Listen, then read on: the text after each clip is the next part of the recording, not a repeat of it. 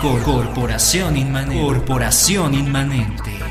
Presencia internacional en medios. Muy bien, amigos, gracias por continuar con nosotros. Les recordamos, estamos trabajando el día de hoy el tema de la discriminación lingüística en México y tenemos como invitado a nuestro amigo, el sociólogo Amado Hernández Vázquez. Él es hablante de la lengua totonaca, nos está dando su perspectiva acerca de este proceso de discriminación lingüística, tanto como sociólogo como ser humano, pero sobre todo a partir de la experiencia que él ha vivido de esta discriminación lingüística. Muy bien, hemos mencionado algunos aspectos importantes, pero entre otros procesos de información que debemos entender es que desgraciadamente las lenguas indígenas se están perdiendo entre uno de los factores más relevantes que marcan esto es la educación, una educación castellanizante que no está valorando las lenguas indígenas. Sobrevaloramos las lenguas extranjeras, sobrevaloramos el inglés, sobrevaloramos el francés, el alemán, etc. Pero cuando vamos a aprender las lenguas indígenas, por ejemplo, en mi caso, en la carrera de Lingüística y Literatura Hispánicas, solo teníamos una materia que llamábamos náhuatl, pero solo la veíamos durante 2 semestres. No sé si actualmente se siga enseñando esto. Yo creo que simplemente se enseñaban algunas estructuras, pero no se le daba la importancia. Ahora, imagina esto, si un lingüista tampoco valora la importancia, tampoco estudia la estructura de una lengua vernácula, estamos hablando de una discriminación total. Antes de irnos a la pausa comercial, hablaba sobre la denigración que hacía la India María con respecto a la cultura indígena, ¿sí? En tu caso, Amado, ¿qué piensas, por ejemplo, de este personaje, la India María, con esa que toma a la figura de la indígena llegada al contexto urbano como una persona totalmente inconexa? ¿Qué piensas? ¿Cómo la ves tú como miembro de una cultura indígena?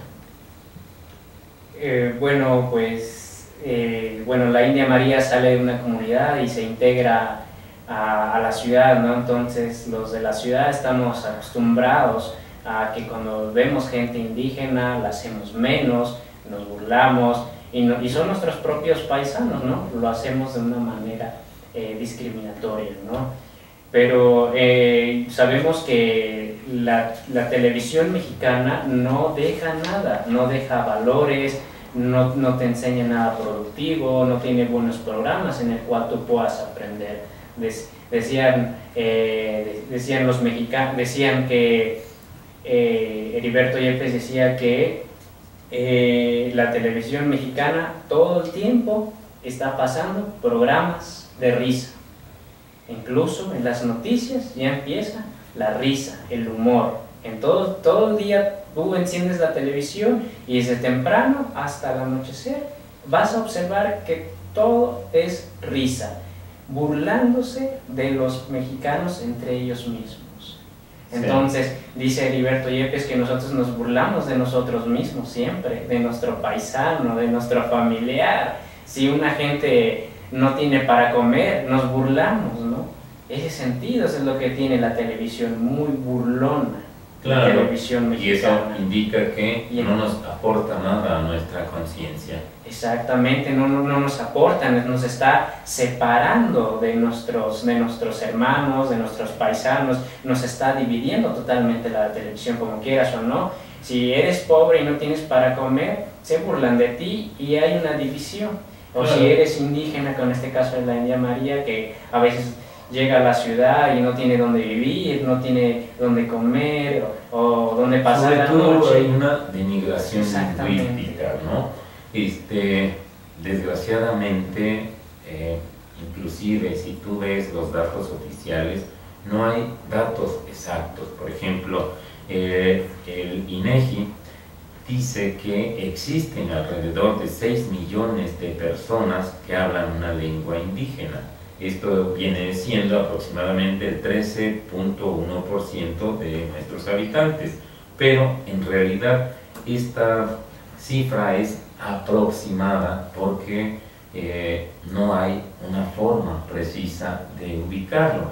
Lo que sí mencionaban es que la mayoría de las personas que hablan estas lenguas, uno, son bilingües y dos, se les considera a partir de los 5 años en adelante, ¿sí?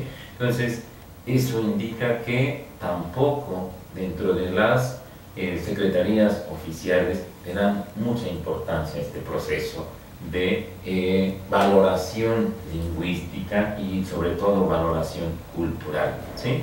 Ahora, si nosotros ya nos vamos ubicando más dentro de la lengua que tú hablas, el totonaco, encontré las siguientes cifras. ¿Cuántos habitantes hay en nuestro país que practican el totonaco? Son 2.444.033 personas, pero estas personas dentro de esas comunidades realmente los hablantes son 271.847 y esta lengua ha ido en un decrecimiento del 10.2%. Entonces, si nosotros vamos ubicando, cada vez nuestras lenguas indígenas evidentemente van o están en peligro de extinción y entre ellas se habla de 12 lenguas. Por supuesto, estaríamos hablando del totonaco. En tu comunidad, aproximadamente, ¿cuántos hablantes del totonaco hay? En la comunidad donde vivo, a ver, como aproximadamente 150. Es muy poco, ya bajó bastante. Claro. ¿Y a los niños se les enseña? Actualmente ya no se les está enseñando. Ya dicen los padres, ¿para qué aprendes? Eso no te sirve. Aprende inglés porque es lo que te va a dar trabajo. Dice, en realidad ya no. Tampoco los padres dicen, no, ya eso no lo practiques, eso no sirve. Entonces ya no se está enseñando. ¿Por qué razón? Porque hay una denigración de nuestra propia cultura. Exactamente. ¿Sí? Ahora, yo creo que una de las soluciones es, entre otras, abrir conciencia dentro de nuestro pueblo, ¿no? Dentro de nuestro país, a partir, por supuesto, de del gobierno, a partir de ciertas secretarías, sobre todo, por ejemplo, yo creo que la Secretaría de Educación Pública debiera valorar más estos aspectos de la cultura indígena y llevar la educación en el idioma indígena, ¿no? Cómo se atreven a ir a las comunidades indígenas y tratar de castellanizarlas. Ya no estamos en la época de la colonia, ¿no? Pero desgraciadamente esta es la realidad que estamos viviendo. Ahora, uno de los grandes problemas que presentamos los mexicanos es que todavía seguimos esa discriminación, no solo lingüística, también evidentemente una discriminación étnica, ¿sí? Es muy arraigado en nuestra cultura, como tú lo decías, que por tus características étnicas, en este caso, siempre van a estar rechazando. En tu caso, como ser humano, ¿qué tanto rechazo has sufrido, por ejemplo, en la universidad?